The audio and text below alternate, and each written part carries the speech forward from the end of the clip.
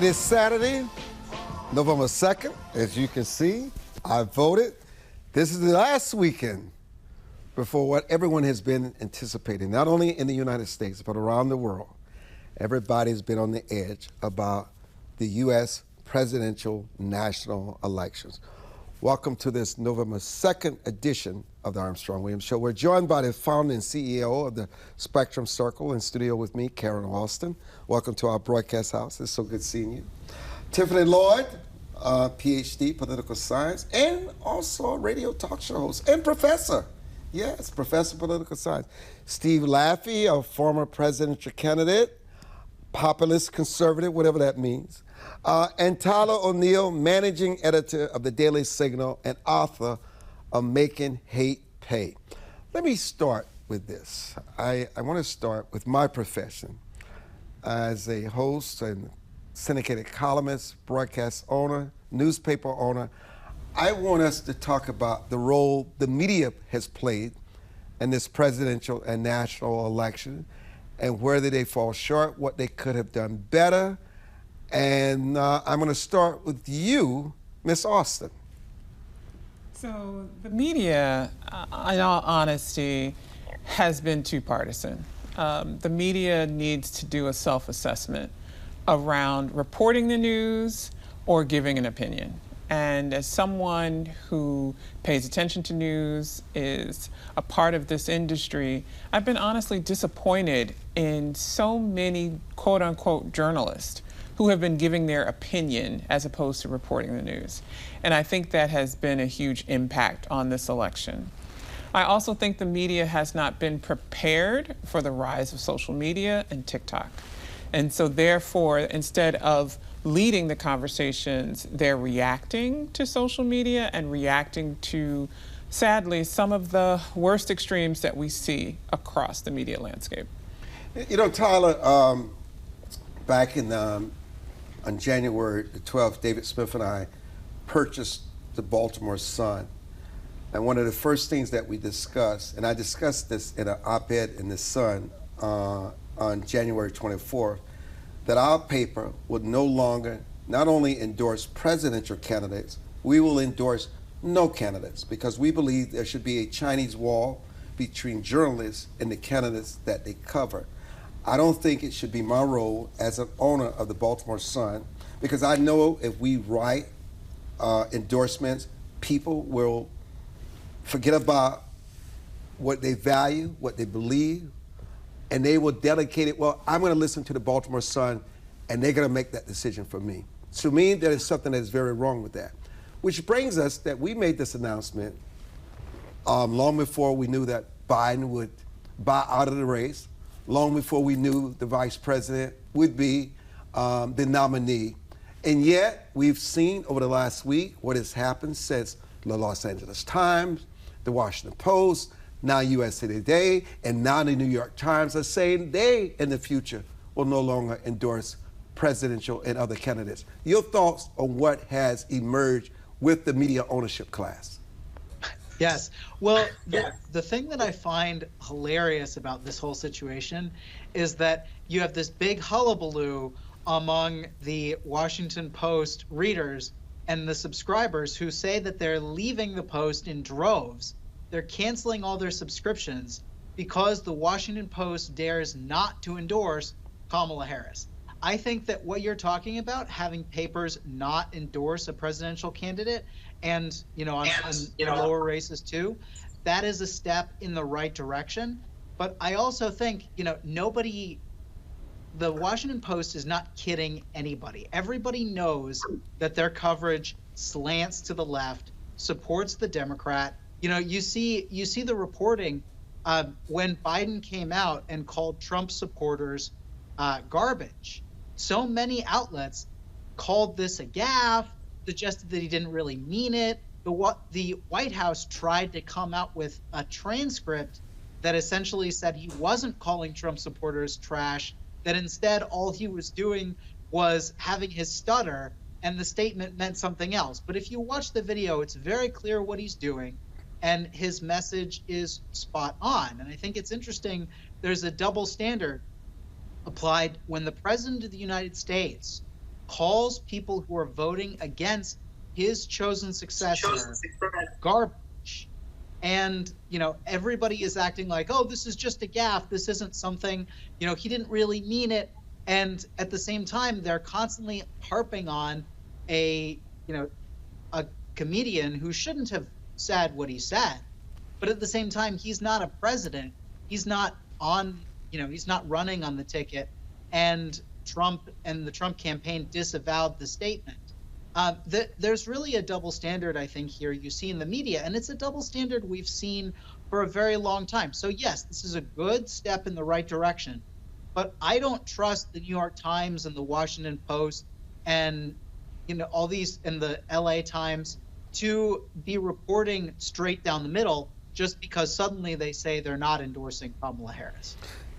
Tiffany, as a professor, some would say that the rise of social media has more to do with that.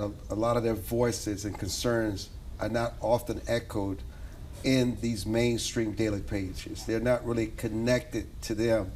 And so therefore, though they are not as regulated and won't be regulated like someone like myself and others, still they get to it fast. They don't have to do the same due diligence, but yet they have a huge following which cannot be ignored. How do we, I don't want to call it regulating or however you say it, but how do we balance out what people put out as news, which oftentimes has little search or little investigative, but yet it still has an impact in not only in presidential elections, but also throughout our culture? Mm-hmm. Thank you. It's funny, we just had this conversation in class about the difference between hard news and soft news. Hard news is your more fact-based news, like the Armstrong Williams show. And then you have soft news, which is more so of your social media news, which is more of entertainment. I have to be honest, people love drama. Anything, people fall for the yellow journalism, the exaggerated news that will be used to galvanize public opinion. And so I think how we have that balance is to keep putting out there correct information, facts. There are people out there that want to educate themselves. As I tell my students all the time, you have to research things and read things on your own. Don't just go by what I tell you as a professor. Don't go by what you hear a celebrity say. Don't go by because someone put it out there on TikTok. Just because it's out there, it doesn't mean that it's fact. And let's be clear, over 60% of media is more so liberal. And so I think that it's also important, I heard both of the two speakers before was spot on, is that you have to be objective when you're putting the news out there. You have to put aside your personal feelings and just shoot straight facts. And so, but I also want to say to the person that just spoke, I don't think that it's fair to make the statement out there about is hypocrisy. I understand that it's hypocrisy, but even though former President Trump didn't use the word garbage regarding Puerto Ricos, it was still at his rally. And that is something that a statement should have been put out there immediately, not the next day. No matter what side you sit on, you don't isolate a group of people because of where they are from and call them garbage. And let's be clear, Puerto Rico is a part of the United States of America. But going back to the question, it is important for us to make sure that we have a balance of put as much as they put out there with social media, it's our job to put out correct fact information to educate people. Steve Laffey, during one of our Facebook Lives this week, there was a comment that they were confident that God favored Donald Trump, and God is going to use Donald Trump for a greater good. And my retort to that was, then if that's the case, then God can use Kamala Harris for a greater good, no matter what her shortcomings are and no matter what you may think about her. God can also use the same. I find it interesting that we're in an election where, and I was even talking to my sister, and I was saying, and I said, Lynn, how you feeling about the election? She said, I know the Lord is going to put Kamala Harris in the White House. And I said to myself, people are so believe that there's good and there's evil in this presidential election that God has given them some kind of insight that this person has to be elected because this is his will. But my point is how people can use God and use whatever mind tools and manipulation to make them believe that God favors one candidate over the other.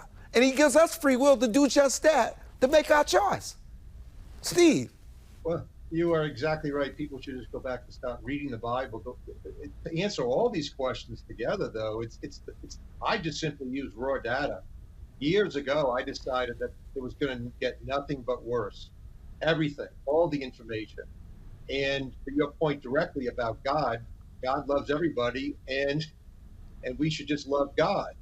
But that's not what really goes on. People even use God, the term God, to cite their side, as if God would favor one over the other instead of loving all people and wanting them to believe in his son Jesus. But to the bigger question, I don't think this is going to get any better over the years to come. It's going to get worse. The only way to start reversing this information flow, and when you watch people go to one news source because what they want to do is post something or fight with someone. They may just be going to MSNBC or some other source like that, or just Fox News. Both are equally bad for sources of information. And then when you take this national campaign, nobody in the leading media decided to say to the candidates, hey, how would you balance the U.S. budget? Hey, we've got a $65 trillion unfunded liability in Social Security. How would you fix it? Don't leave the stage till you tell me. Hey, we can go on all day. The Federal Reserve has been wrong about inflation. It's broken major laws. How will you change the Federal Reserve to ensure that the middle class has a fair chance? They only have a fair chance when inflation is zero. These are seminal questions that are never asked. They are not on other channels right now. They're not in the mailers I receive from candidates, and they're not on the advertisements. I finally watched the Yankees World Series, and I saw some advertisements, and I was horrified. So it's going to get worse. Why is it getting worse, Armstrong? It's going to get worse because our public schools have destroyed the ability of people to learn over the last 35 years. It doesn't matter what the test scores are. Unions will say, let's have more money for public schools, we'll make them better. Other people want charter schools. But the public schools and what they've learned is less than what they learned 100 years ago. And unless that changes, we aren't changing anything by heading toward the bottom. Oh, what a conversation today. We'll be back. Don't go away. I'm Armstrong Williams.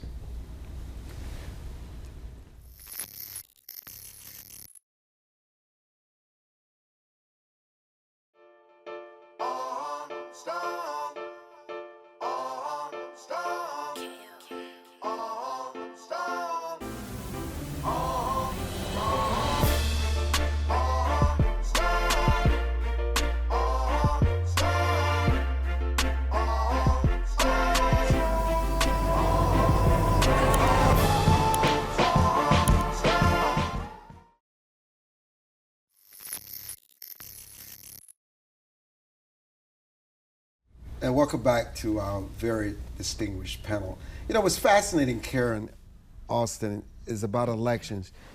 It makes it seem that they change and take care of everything. Once these elections are over, and if the right candidate wins, all your problems cease to exist. And you're on the road to recovery. But Karen, what is it that no matter who wins the White House on Tuesday, that politicians cannot solve, that only everyday citizens can solve and work on and make better for themselves in their lives? First of all, it's our communities and how we interact with each other, our local crime, how we treat each other, our small businesses. That is the most important. We spend so much time focused on the political and the national campaign, but most of us deal with our neighbors. We deal with the people we see at the grocery store, at our local Walmarts, when we stop and get a cup of coffee. We care about people. Is the factory hiring? Are there jobs at the hospital? Are there enough people in senior care? That's what we think about. We think about our neighbors. We're human beings and we care about the people we know and we see. And so those are the issues that impact us, and those are the issues we think about. The last thing, too, is the economy. I'm so sick of the word garbage, I could scream. But I care about the economy. I care about inflation. And when I go to the grocery store, am I spending $200 or am I spending $400? And if I'm spending $400, how is my neighbor or the person with 6 or 7 or 8 children navigating the cost and the increased cost of everyday items? So, Tyler, the election is over. Somebody's going to be mad. Somebody's going to think these numbers are lying. Just no way. This did not happen. There's no way this person was elected. There's just no way. Something is wrong. It increases their anger, their anxiety, their stress. They need somebody to blame. And then you have politicians feeding this. They're going to make excuses as to why they lost and what happens. Let's have this investigation. Let's file this lawsuit. What do Americans need to do when this election is over, no matter who wins? Yeah, no, I mean, that's an excellent question. Americans need to, take a step back. I had a really interesting conversation with former FBI agent Kyle Seraphin about this. He was talking about the lack of maturity that we often have in this country today, where, big issues will be decided on November 5th. Let's all acknowledge the United States will be different depending on who becomes president in January. However, that is not going to be, on the left, they say it's going to be the end of democracy. On the right, we also talk about them undermining a lot of the institutions that we have. I do think that the U.S. Constitution has a lot of guardrails that will help protect the system no matter who wins. I am more nervous about the left changing those guardrails than I am about the right, but of course I'm a conservative, so you might expect I'd feel that way. But I think the main thing that But is that your own bias? But is that your own bias? You're being honest about it. I appreciate that. So, I mean, yes, I think my bias plays a big role. I also think you only hear from one side the claims that they're going to get rid of the filibuster in order to pass the legislation that they like. You only hear from one side talk about packing the U.S. Supreme Court. And of course, the only way the conservatives ended up with a court majority, in part, is because the Democrats changed the rules earlier to streamline judicial appointments. And Mitch McConnell warned that you're going to regret this earlier than you think. And sure enough, that's what happens.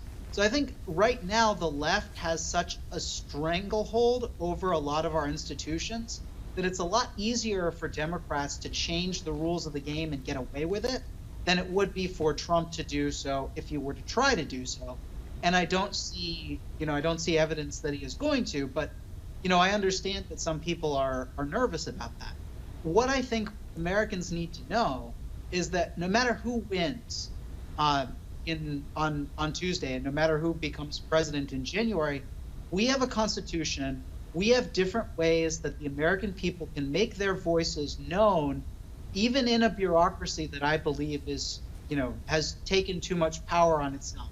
There's something called the Administrative Procedures Act, which is very important, that allows everyday Americans, when the federal bureaucracy issues a rule and wants to change the way things are done policy-wise, you can, from the comfort of your own couch, write a comment that people in the bureaucracy have to read. And this is through the public notice and comment system. And it's a very important system when the bureaucracy has the power that it does. Okay. I would love to see that bureaucracy weakened, but there are ways that Americans can speak up, even on a federal level. And of course, as your previous guest mentioned, the most important decisions we make are on the family, church, local level. And we have to realize that as Americans, the number one thing we can do to help the world around us is to be more virtuous. Tiffany, people love to talk about, particularly in Baltimore, Maryland, where only 10% of the people voted in the last election, which is just astounding that people did not vote. This voter apathy is getting worse. Why are people not voting? Here's my point to you. I'm going to tell you why they're not voting. Because they keep making the same promises. They keep talking about the same issues. They keep talking about how I'm going to better your life. I'm going to do this for you with the crime, with health care, with job security, with family. And guess what? It gets worse. And their attitude is, vote for what? You keep lying to me. You keep disappointing me. Why should I show up to the polls on Tuesday and vote when I've seen this pony and dance show so many times? You only come around when you want my vote. And then you disappear. And there's absolutely nothing to show for it. Tiffany, what do you say to that? I think that should be inspiration for you to vote. That's the beauty of America. We have a democracy. We have the power to vote people in, and we have the power to vote people out. I think that what you're saying is true, that there are people that are tired of politicians coming around only for election time, only to give them false promises. I think people are tired that the only time you see politicians at your church is during election season. I think constituents are tired of hearing politicians say, I promise I'm going to do this and do that, and then they never fulfill those promises. But at the same time, as you just mentioned earlier, a politician cannot do everything. And that is why it is important. You're not just voting for the president. You need to take part in the democratic process and vote in your local elections, in your state elections, because those people that directly have an impact on you. I think that people want to make excuses for what they want to make excuses for. But at the end of the day, those same people who say, well, my vote doesn't matter, will be the first ones to complain. So you don't qualify to complain about what's going on in your local, state, and federal government if you don't exercise your right to vote and you are eligible to vote. You know, Steve Laffey, one of the things that you cannot emphasize enough in this election is the dumbing down of morality, the dumbing down of right from wrong, the dumbing down of decency, the dumbing down of thou shalt not kill, thou shalt not steal, thou shalt not bear false witness against thy neighbor. And it leads me to the elephant in the room in this election, all the things that our guests have touched upon, is that no one talks about the spiritual depression that we find ourselves in. And until Americans come to grips that we're in a spiritual depression, that we need to be connected to something greater than ourselves and talk about it boldly and unapologetic, not much has changed, because it all boils down to moral striving versus this moral relativism. Steve. It does, and we are in a situation where we are spiraling out of control when it comes to the vacancies in churches, and even what, as you said at the beginning of the show, what people are using churches for. So it is a very sad thing to see in our country, and I do believe that unless we turn back to God, and actually specifically to Jesus Christ, that there isn't any hope for the country. I think getting to what some other people have said about this election cycle and how people are disconnected, less than 50% of Christians vote. Less than 50% of the people listening to the show who are Christians vote. If all of them voted, America would be a very different place. The reason that they don't, number one, is that they are so disconnected with what they see other people doing. And this gets to the moral side. But they also see so much money in politics where one person, Elon Musk to say, will put in 20 million a day, 30 million a day, whatever he wants into something he likes, or George Soros on the left for a candidate would put in $60 million.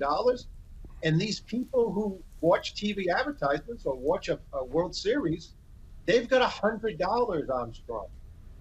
They don't have any way to think to themselves, I can make a difference. I don't blame them. They can't. And when it comes to what happens after the election, there isn't a hill of beans of difference between the Republican and Democratic Party on major things that people actually care about, like term limits, like the national debt, like their children. Nothing different. You can go back to George Bush, 2 terms as a Republican, Obama, 2 terms, 1 term Republican Trump, 1 term Democrat Biden, and the national debt is off the charts, where now the Fed has lost control, and now people effectively won't be able to buy homes with higher interest rates. It didn't matter to people. So they look at that, they know this, and they know that the people who run the joint are not moral people that they can trust. I dare anybody to go back and watch the 1960 debate of Kennedy and Nixon and see a vast difference in the tone of the debate, what they think about America, which they basically agree, and how they acted after the debate. 100% light year difference from today. And we'll be back. Don't go away. I'm Armstrong Williams.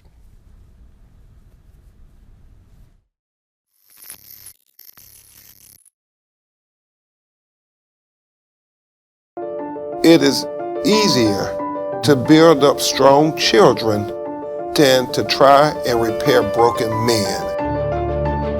The streets are plagued with crime, violence. There's a lot of poverty, and it's all a result of lack of education that's happening in our schools. So it really is a crisis. We come from very different political perspectives, but we've come to the same conclusion, and that is there is a crisis in the classroom. Children are being deprived of quality of life because they're being deprived of a good education. We must solve this problem. It's incumbent upon all of us to join hands together to get this done. We can't afford to wait one more day before we address these issues, because every day we lose another child. Let's stop the politicking. Let's stop the games. Let's really do something to give these kids a real chance at life and being a part of that American dream. We need accountability for funding.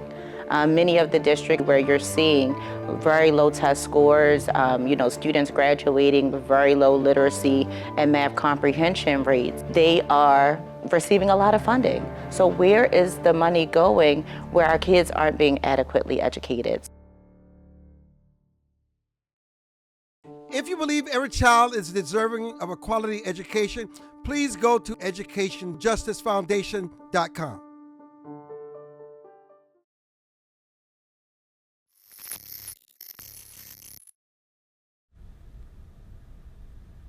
This segment is a quick round, which will probably be your final questions that I ask. We all ask different questions. I'm going to start with Tiffany. Tiffany, so much of who we are, no matter who's elected president, is tied to what's going on in the Middle East and what's going on around the world, and the wars that we fight, and the fact that America is so involved in all these conflicts. What scares you about what's going on around the world and how it could impact us here at home? Tiffany? I'm sorry, Armstrong, I didn't catch your question. There are a lot of foreign conflict around the world that America finds itself involved in.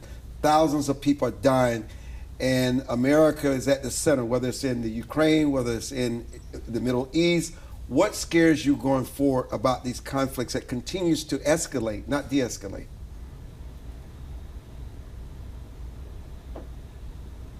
Yeah, I think one of the things that concerns me is, the violence that is taking place. I think that when we see people, I teach students from all different walks of life, and when I hear students not wanting to hear each other's point of view, it concerns me. I think that, that's, if I had to say what really concerned me, I would say is definitely the violence that is taking place going forward. Let me go to Tyler. Tyler, what is it that scares you about Donald Trump being elected? It scares you about the vice president being elected, but also that gives you hope if the vice president is elected or if Trump is elected, very briefly. Yeah. So briefly, what scares me if Trump gets elected is I hope that he learned the lessons of his later administration and doesn't echo the earlier administration. He made a lot of mistakes. By the end of his administration, he had figured out ways to combat the deep state. And at the beginning of his administration, he hadn't figured those things out and made a lot of blunders that were, that he shouldn't have made. For Kamala, I'm very nervous, as I said before, if she wins, if she will go after the way that our basic constitutional system works. She said that she wants to get rid of the filibuster to pass a federal law on abortion. She's suggested that she would pack the Supreme Court or do more than Biden previously did with his study, where he essentially didn't change the way that things worked, but they're constantly talking about these constitutional changes on the left, and I am nervous about that. I am hopeful, no matter who wins, that the American people are strong, that we are innovative, and I think that we are still going to, come up with some of the best ideas. And, even no matter who wins this election, the United States will still be here. One of the things that we've learned in this election, Steve, is that Americans are very vulnerable. It started with the pandemic, COVID-19, when we begin to see Americans lose their way of life. Decency goes out of the window. Morality goes out of the window. Some people will say, I don't care about the candidate's morality. All I care about is my wallet and being able to survive. They don't have to have character for me. All I need to do is be a father for my household, a mother for my household. But let's not lose sight that the character of the reflective of what the character of our nation becomes. I don't see how you can separate the two. Nation and our character is floundering.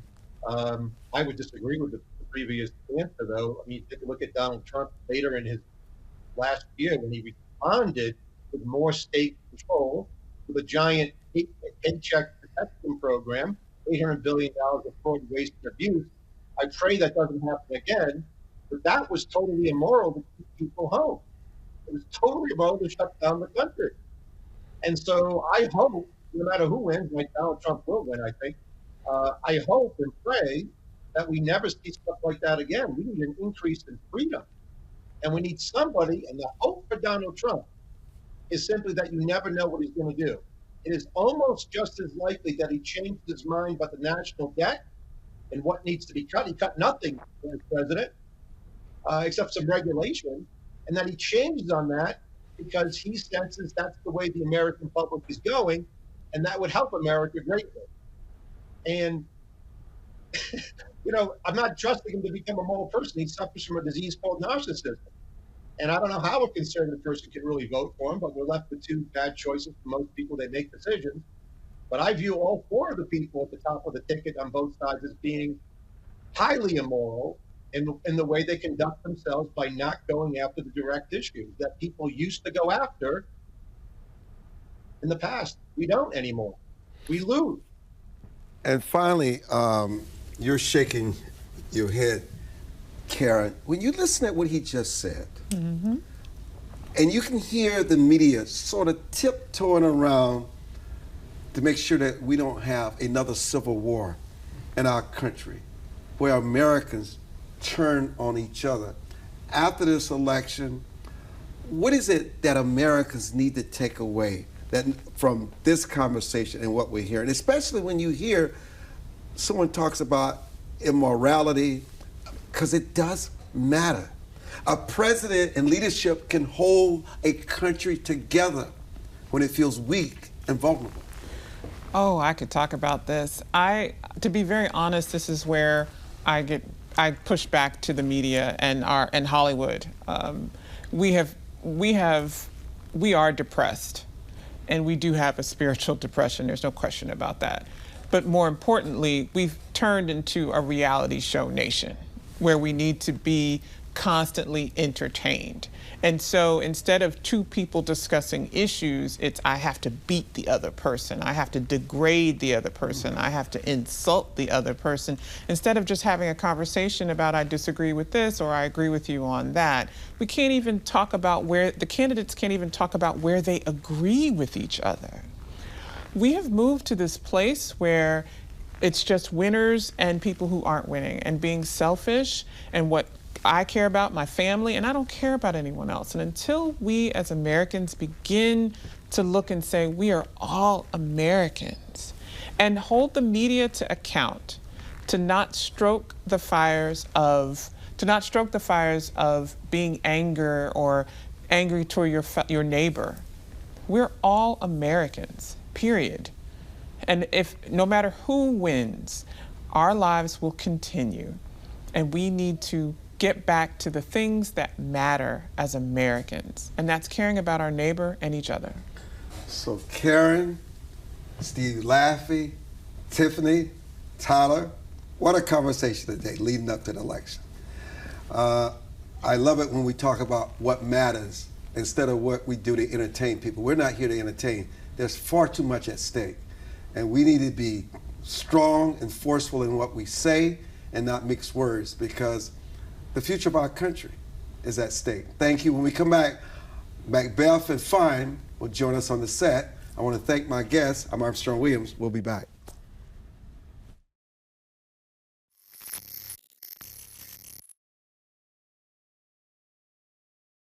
As a home buyer, you need a lender who cares about your home ownership dreams. United Security Financial has been helping families secure their dream homes for 30 years. We're a national fair practice lender that provides affordable mortgages and low down payment programs to eligible home buyers. To learn how United Security Financial can help you secure your dream home, call 1-800-373-4186.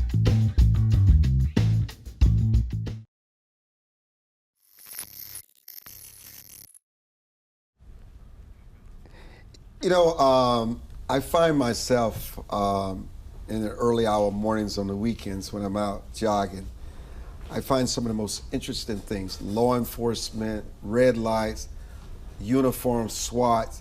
And I say sometimes, Ryan, Mcbeth, boy, I just wonder what is really going on with the security of our country and whether our enemies are using this division and this upcoming election to do some nefarious things. And you're being an intelligent analyst, software, what concerns you moving forward? There's a couple of things that concern me. One of the things that concerns me is that our adversaries are using the internet against us. They are using our freedoms against us. The First Amendment is a fantastic thing. I am so happy that I live in a nation where I can disagree with my political leaders. But one of the big issues that we have now is that our adversaries are using that division, and they are amplifying that division. We really have no recourse to fight disinformation coming from foreign shores. And the second big problem that I see is actually our open border.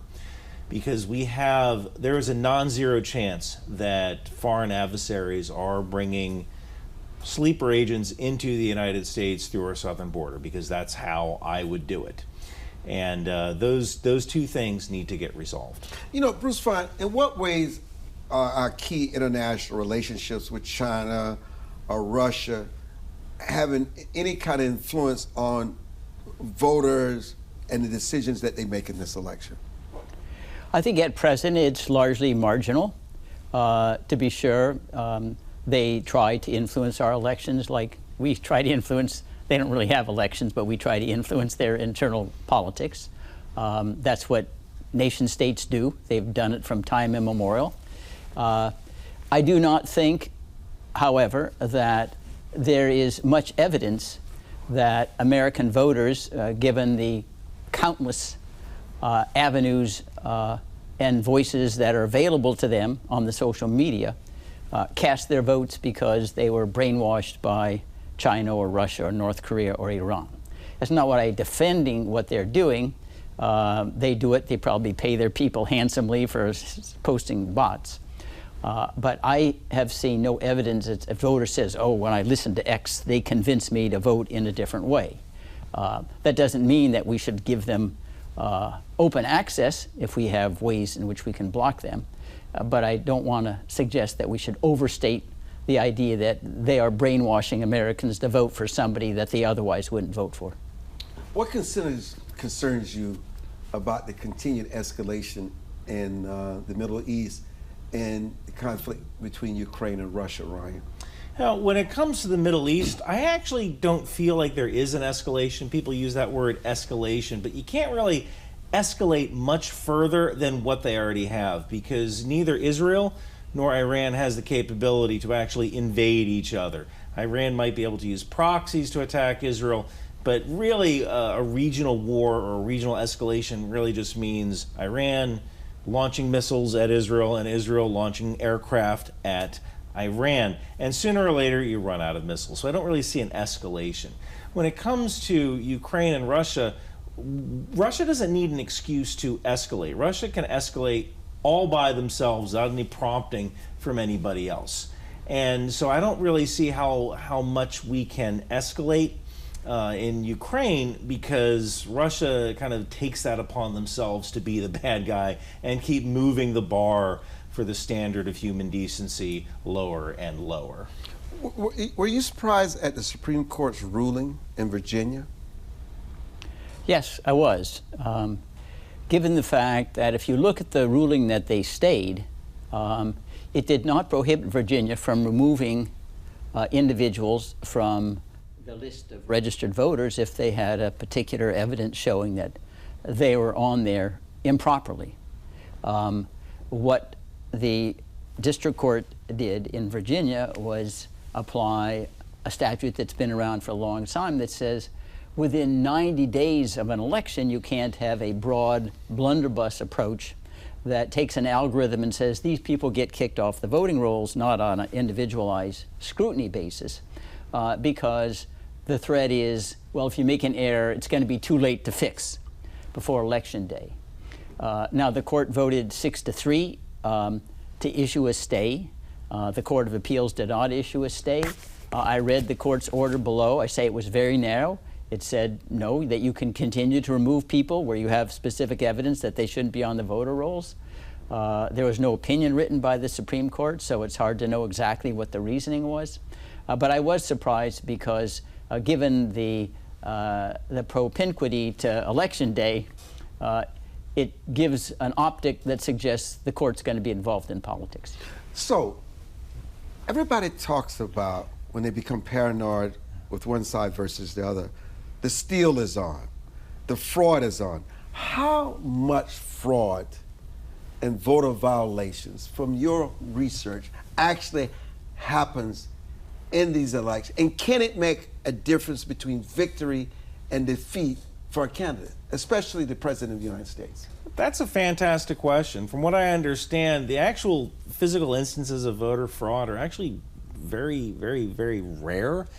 And also, when you think about it, when we think about elections, we tend to think about federal elections. A lot of people only vote every 4 years for president. I could easily see instances of voter fraud turning local elections, things for like a county clerk or a sheriff, one that's decided by 5 votes or 10 votes, something like that. I could easily see something like that happen at the local level. But when you're trying to move the needle on a federal election of thousands upon thousands of votes, I think that's a lot harder to do. Yeah. I don't really see that as a possibility. And I would add that there's little incentive to risk a felony conviction when the likelihood that it's going to change the outcome is so de minimis. Not many people like to commit suicide, and that's a reason. That doesn't mean that it's never happened. And the isolated instances where it has happened, including in 2020, the voters that were improperly voting were as likely to be Trump voters as Biden voters.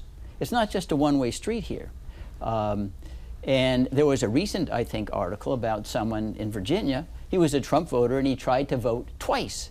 And he was caught and said, no, you can't vote twice. And he said, well, I was just trying to test, whether there was fraud. And they caught him because he thought that their system was vulnerable. Yeah. And what he discovered was it's not vulnerable. What is your data telling you about the House and the Senate races? Yeah, that's actually an area that I'm not all that familiar with. I can tell you that usually someone comes in on the coattails of the current president. Does either candidate have coattails? Honestly, no. I don't think so. I think that there's a lot of fatigue, and in fact, you see that with Larry Hogan. You see that with Larry Hogan saying, "Hey, split the ticket, vote for me." And you can also vote for Vice President Harris. Found that to be shocking that he would run. Who doesn't like Larry Hogan? Yeah. Everyone likes Larry Hogan. Well, then why is he trailing by 6 or 7 percentage points? Because it's Maryland. Because they got a Democratic voter registration ratio of 8-1 over the Republicans. So even if Hogan is popular, he confronts a very uphill battle. How serious, this was mentioned earlier on the show, the vice president's rhetoric about what she will do to the Supreme Court, add more seats. Is that just political campaign rhetoric? Yes. The one president who was elected by the greatest margin ever, including the Senate and the House, was Franklin Roosevelt. And he tried that in 1937. He had the greatest victory ever, 46 states to 2.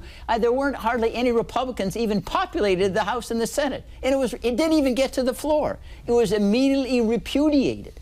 And the idea that this is going to happen again, we've stuck with 9 for over 150 years now. And that's not going to be tampered with. And she's doing this because she thinks it's plays to people who say, well, we're disappointed with the Supreme Court. And again, with regard to the argument that, well, we've stacked the court now in favor of conservatives. Well, that's largely true. Franklin Roosevelt appointed how many? 9 new dealers to the court. 9, which is far more than any Republican has ever appointed. So we'll get through this before, but it's all it is sounds and fury. It's not going anywhere. So what should we be talking about that we're not talking about leading up to this election, Ryan? We're not talking about China. We're not talking about Ukraine. Let's talk about it. Okay.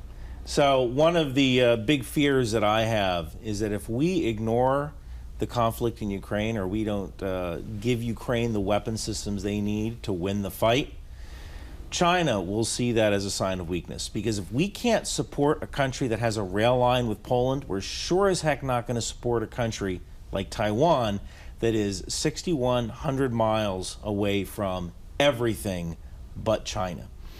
And what I see in the next couple of years is that there is a non-zero chance of China invading Taiwan in either October of 2027 or April of 2028. And they're watching how we treat Taiwan. And they're watching how we treat Ukraine. And if they see us weak on Ukraine, they will know they can walk into Taiwan, take all the chip factories, and say goodbye to any kind of cheap prices on your laptops or televisions, because Taiwan makes a good number of the high-performance chips that go into computers. And now China will control that. That's not something we want. So we need to be worrying about Ukraine and China. That's not really something we've seen during this election. What concerns you, Mr. Fein? Well, the elephant in the living room that no one talks about is the national debt, where we're now the carrying costs are greater than the Defense Department's budget. And it's projected to go from 35 trillion to 50 trillion in less than a decade.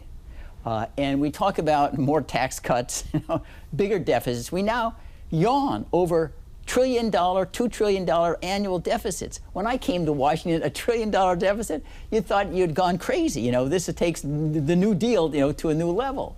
And no one wants to talk about that. We are going to go bankrupt. If we continue down this trend and interest rates return to the historical averages for Treasury securities, instead of being at 1 or 0.5%, being 3%, 100% of the federal budget will be the carrying cost. There'd be nothing for military, no Social Security, nothing.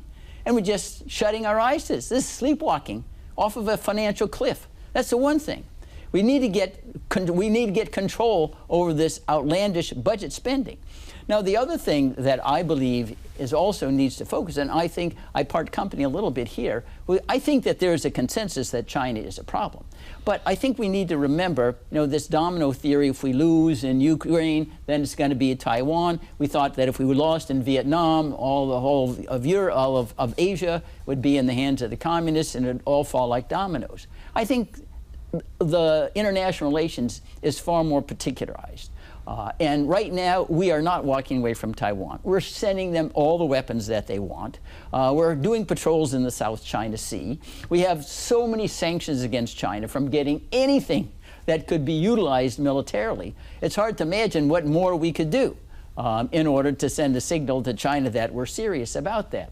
But again, it goes back to the fact that we have to get, and this was the former chairman of the Joint Chiefs of Staff said, the greatest national security threat to the United States is the deficit, because there's going to be no money to spend on the military.